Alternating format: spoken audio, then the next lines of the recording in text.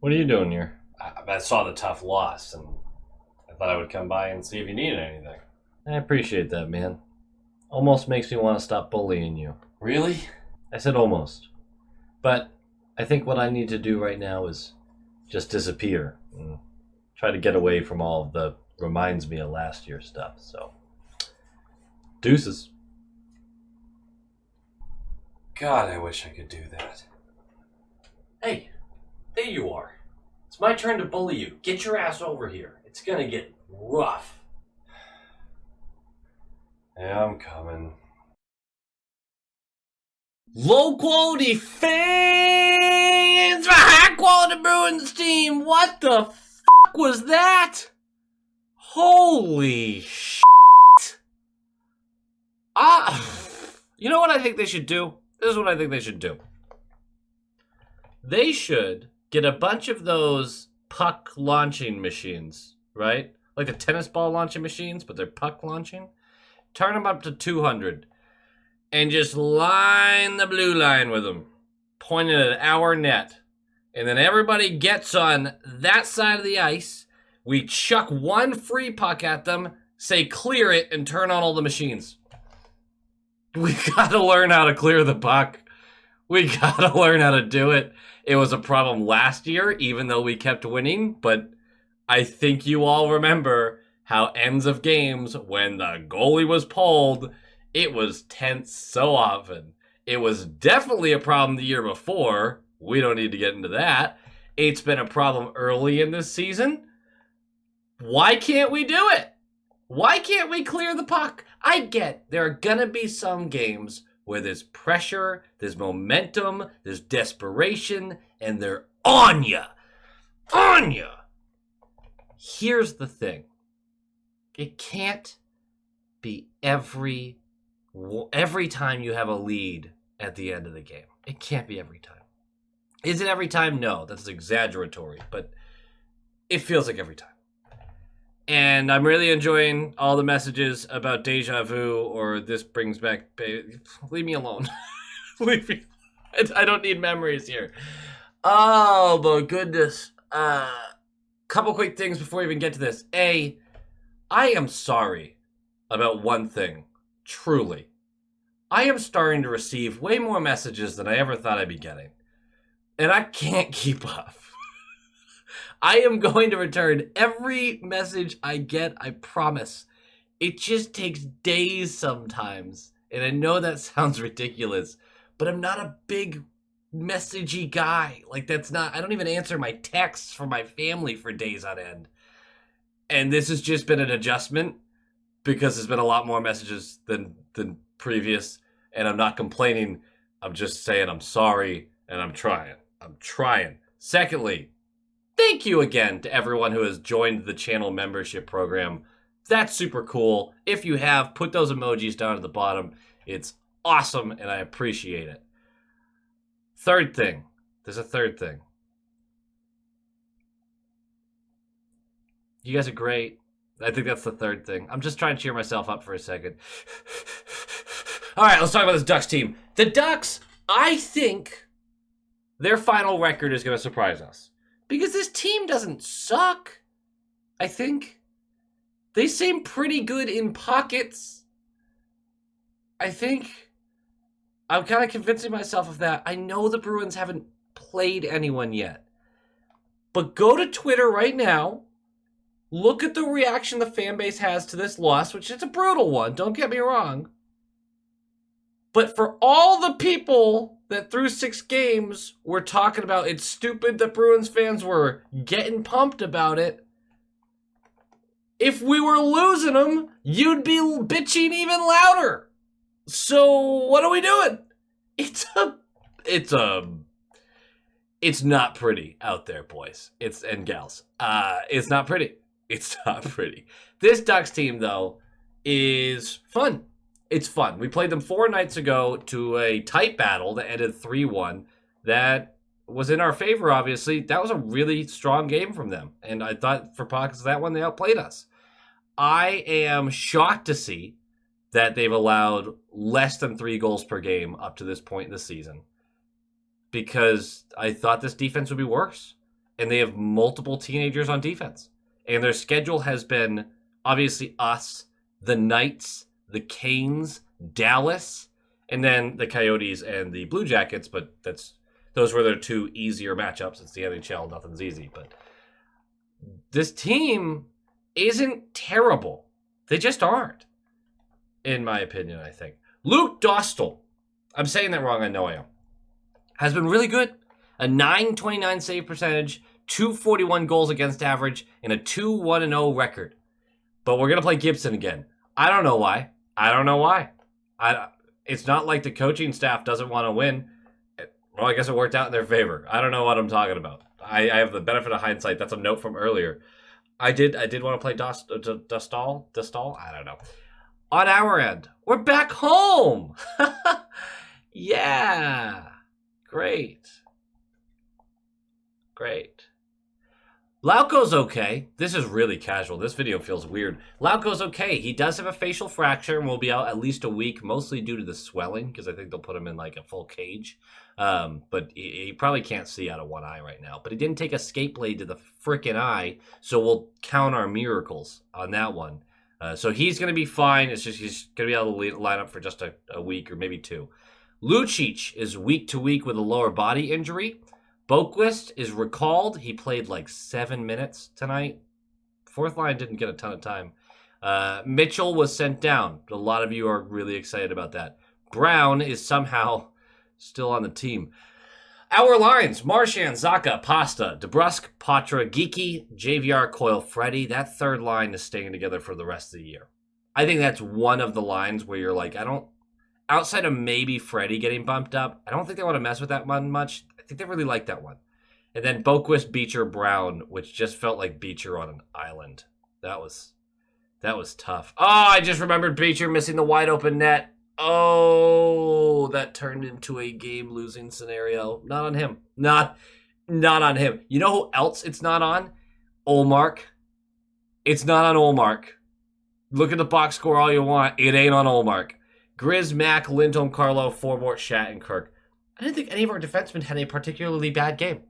I really didn't. Maybe I'm in the minority of that. I didn't. Other Bruins news. Jackson Edwards signs his ELC. He was playing with the London Knights, I believe. Might he still be? I don't know. I haven't looked into him. He's that vicious killer of a young man. But he signed his ELC. We won't see him anywhere near NHL ice for a couple of years at the earliest, in my opinion. Oh, like, comment, subscribe. Nailed it. Let's talk about this game, shall we? Puck drops! And 4 minutes in, Fowler gets behind McAvoy for a free bid on Olmark from about 8 feet in front of him, and Olmark is already locked in with a blocker save. Through 58 minutes, no, the entire game, Olmark was brilliant. He was fantastic, and I cannot stress that enough. Was he challenged a ton? No, but in the moments where he was, I thought he was great. Great. The players around him didn't really help him out. At 9:27 left, Carlo is going to go for holding. Penalty kill, we kill it. The penalty kill, for the most part, was great. And then 5 minutes remaining. It's been over 3 minutes of them piling on us. This is a good moment, actually, to say this. This team is going to go through struggles this season, obviously. Many of us realize this. They will also go through struggles during games. This offense isn't going to be a top 8 offense in the league. We are hoping they can push in the 10 to 12 range. That would be huge, because defensively we should be good. We should be good. That means there are going to be pockets of games for 3 to 4 minutes at a time where the other team is all over us and we have to bend, not break. And this was, stop me if you heard this before, a lot of poor puck management in our zone. And we finally escape and we ice it immediately. So we go right back into our zone. They win it. Carlo loses a battle below the net. The puck is then shoved up to the left point, over to the right point, and then Gudas is going to fire this low and hard at the net. He's going to miss everybody, and it's going to go off Lindholm's skate and in. They are going to challenge this. Monty's going to challenge this for goaltender interference because McTavish and Lindholm were battling, and they ended up behind Ullmark. Usually, and I know we've talked about this before, if you're in the blue paint, then that's going to get called back. McTavish was behind Ullmark in the blue paint and didn't make any contact with Ullmark that I could tell. In my opinion, I didn't like the challenge. I understood why he went for it, but to me, that's pretty clearly not goaltender interference. I don't think it, and this is the more important point, it had no effect on that puck going in. It goes off Lindholm's skate 3 feet from Ullmark, and at a perfect angle. Ullmark was never getting that. He was never getting that. I'm really comfortable with that being a goal for them and a penalty for us because we failed the challenge. That's a delay of game penalty. We go to the penalty kill and we kill it. Just like many of you pointed out that I didn't do the big point that I usually do about these reviews for offsides last game. Yeah, that sucks that goal got taken away from Bedard because it's the dumbest fucking shit. It's so stupid that a offsides by this much is able to negate a goal that happens 30 seconds later. This much. It's like the width of Gary Bettman's penis. That's not enough. It's not enough. No, I'm kidding. It's enough. Okay? Good. Jeez. This low-quality Leafs fan, he got kind of embarrassed because he's also... Anyway, we'll move on. That's body shaming. We shouldn't be doing that. 1-0 going into the second. 0 thoughts that we're losing this game in my mind. I know it's the first game back after a long road trip, everything like that, but I just have a lot of faith in this team. Second period starts. We're 49 seconds in. Lacombe, which I don't know why I love that name so much, but I really do. He buries Patra into the boards. DeBrusk jumps him immediately, which you love to see. 2 minutes for cross-checking. We're going to the power play. About 50 seconds into this power play, and this is just going to be a classic win the face-off and get set up. They actually put Coyle on the first unit on the right circle face-off. I think it was specifically for that moment. He wins it. We're able to move the puck around. Marchand from the right circle flicks to McAvoy at the top of the slot, and he's going to chuck this over to Pasta, who's alone in his office. Looks like he finally gets to unleash that wicked one-timer, and he hits it with the absolute tip of his stick. He just flubs it. Gibson sells out for this thing, and it trickles in on JVR. No, on Coyle, who's just standing in front of an empty net and just gets to tap it in. It's 1-1 power play goal for Coyle. You love to see it. Pasta will take him however he can get him. He went 2 whole games without a point. That's not our Pasternak. 2:43 in. Coyle and Vetrano are going to go for cross-checking. We're going to have a 4v4. 18 seconds into the 4v4 in their zone. And Patra's going to go a little shimmy across the blue line. He starts on the right side of their zone. He's just going to skate it around. Stutter steps, tries to create a little space. Goes deeper over to the left. Starts going down that left wall. And as soon as, remember it's 4-on-4, as soon as a second defender collapses in on him, he spins and chucks it up to McAvoy at the top of the slot immediately. This is a veteran move. Know your numbers on the ice. It turns into a de facto 3-on-2 because he's already drawn 2 defenders to him and gotten them out of the play. McAvoy is going to chuck it to Grizz, who's in the right circle. He's going to hammer this on net, and somehow, someway, it squeaks through Gibson. And we got a 2-1 lead on the 4v4. You love to see it. And then 6 minutes in, Forbort for cross-checking, penalty kill. 30 seconds left of the penalty kill. It's a bad turnover by Minchikov, leads to a 3-on-2. It goes Brown to Grizz at the top of the slot. Back to Brown, who's underneath the left circle. Gibson's there, and Brown one-touches this across to the right circle where Beecher is waiting with an empty net. It's empty. And he goes posting out. I told you. This is who Beecher is. He is a great fourth-line center. Do not expect goals from him. Ever. The man is cursed. He cannot find the back of the net. It's just who he is as a person, and we're going to love him for it. That's fine. He's a Boston Bruin. 3:20 left. After a few really solid shifts by the middle six, the middle two lines, Anaheim dumps it in. They're exhausted, and they're just going to go for a change. And McAvoy grabs it and sees nothing but ice. And he's just going to start sprinting and sprinting and sprinting. And no one collapses on him until he gets to their blue line. Chucks it over to the left side for Pasta because they finally collapse. Pasta's got space. They take the zone together. Pasta's going to hammer this in on net. McAvoy comes across, creates enough disturbance to allow that rebound. And then Zacha's fighting in front of the net for that rebound, which actually takes away a body enough for Pasta to then cut in, get his own rebound, and chuck it in the net. It is 3-1, and we're going to end the period that way. 32 seconds left. Gudas is going to go for interference. We're going to have a power play for 30 seconds at the end of the second, and then a minute and a half to start the third. It's 3-1.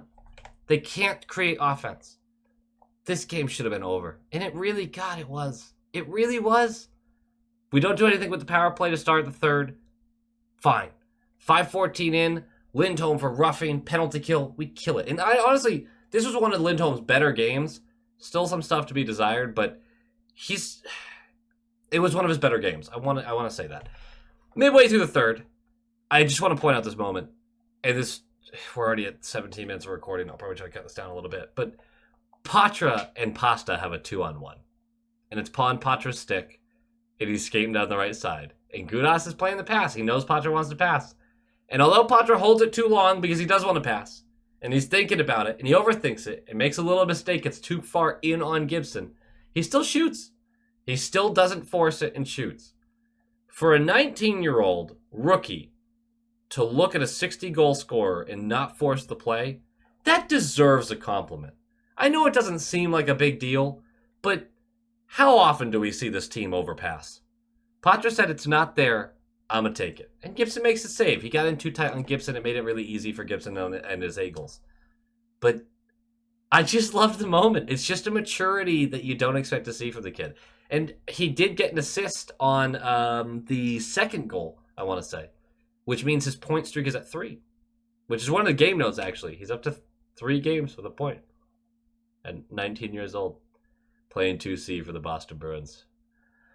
Oh, you love to see it. 9:23 left. Vetrano for cross-checking. Power play time. No dice, but it looked great. It looked really great. Gibson got a little lucky on a Pasta slap shot. He saved it with his armpit. That was pretty impressive. Any one of those goes in, and it's just, the game's over. Damn, man. 3:59 left. Brown for hooking. Get him off the team. Get him off the team. Going to the penalty kill. Ducks pull the goalie for it. 3:59 left. They might not have done it right that second, but about 3.5 minutes left, they pull the goalie. And outside of about a 10-second blip there, Gibson was pulled for the rest of the game. Over 3 minutes. And we couldn't bury an empty netter. In fact, we couldn't even get out of our zone. With 1:55 left, we've officially killed off the penalty kill by like a couple of seconds. And we have had 4 chances, 4 to clear the puck. 2 of which should have been automatic. One of those was Zacha, who had the puck just outside the slot on the left side. And he holds and holds. And he's looking down and he's like, what do I want to do with it? Stick lift.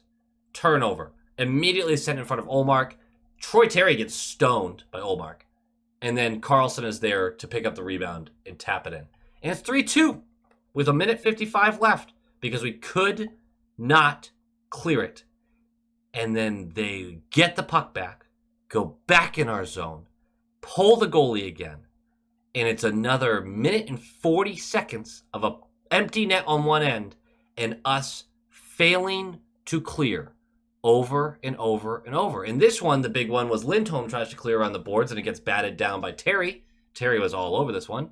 He's going to send it up to the point. It's going to go right back to him. He's going to chuck it into the slot, and it just goes off Marchand's stick and high corner.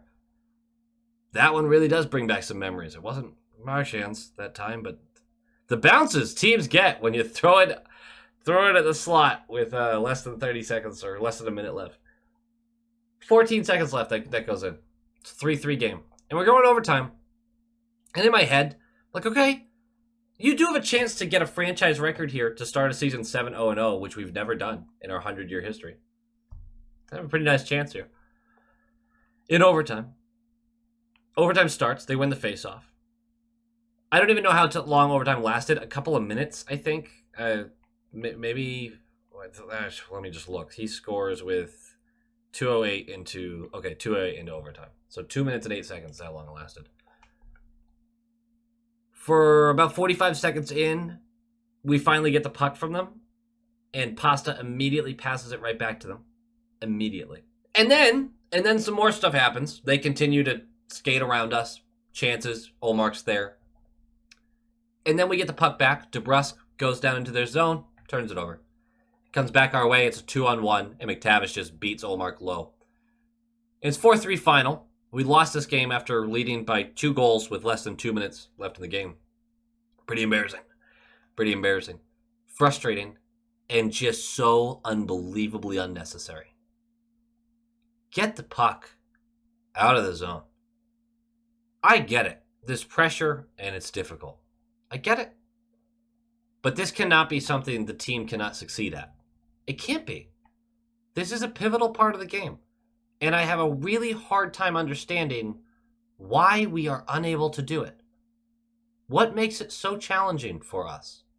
I just feel like other teams, and maybe I'm wrong, but I really feel like other teams don't have that issue as often as we do. Really frustrating. I'm not upset at a 6-0-1 start to the season. At the end of this month, the worst record we could have, I believe, hold on, I'll make sure, but I believe it is 6-2-1.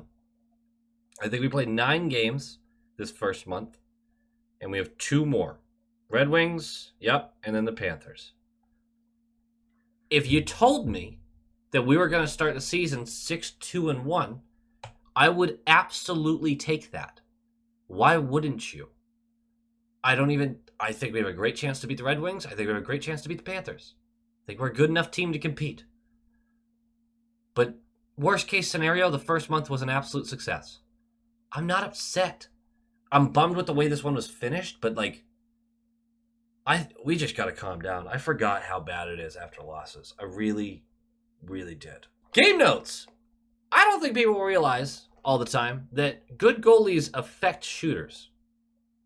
When shooters feel like they need to be razor thin accurate, they end up missing the net more, which means there's really less chances on the net, which also leads to turnovers by them more often. Olmark has that effect on teams, and we saw it collapse at the end there because, well, if you just get to treat it like a shooting gallery, of course you're going to be confident as hell. But throughout a lot of this game, there were some real chances that Anaheim had, and they just missed the net because you could tell they were just trying to pick the corners because they had no confidence beating Olmark anywhere else. And I think that should be pointed out. That Olmark was brilliant. This team let Olmark down so bad in the final couple of minutes. That first goal, what the hell is he supposed to do about that? Off a skate and in at a perfect angle. That's fine. The second goal, he makes the first save after having to make several saves because you keep turning the puck over in front of him. And then they're able to bat in the rebound, which, by the way, they had 3 guys there. We had 1. Answer that one for me. Third goal goes off Marchand's stick in top corner. Again, what are you supposed to do about that? Last one, fine. Like, McTavish, nice shot. Olmark didn't make the save, whatever. But Olmark was brilliant. And if you look at the box score and go, ooh, Olmark had a rough game, he did not. Not even a little bit. Other game notes. Why are we shit when the other goalie is pulled? We've gone over that. Other game note was Patra has a 3-game point streak. Excellent. He might be tied for the rookie lead in points. I don't know what anybody else did tonight, so he might not be. But he's right there with the rookies. And people are finally, like, national attention. There's other broadcasters that are finally pointing out that, like, Patra is a surprise at 19 years old and deserves to be treated as such.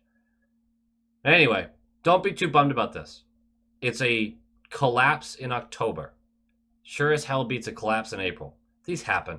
These are learning moments, and some of you, the exact same people who are like, I don't like it when the team doesn't have adversity. This is what you want then. This is what you're rooting for early in the season. It's what you're rooting for.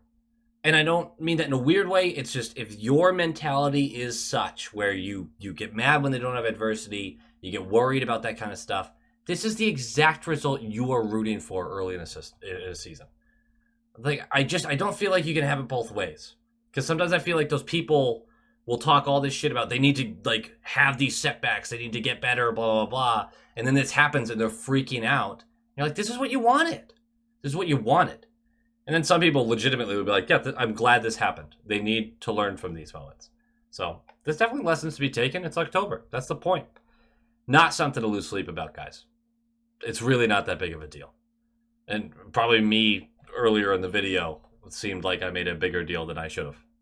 So, love this team. God, go Bees. Go Bees!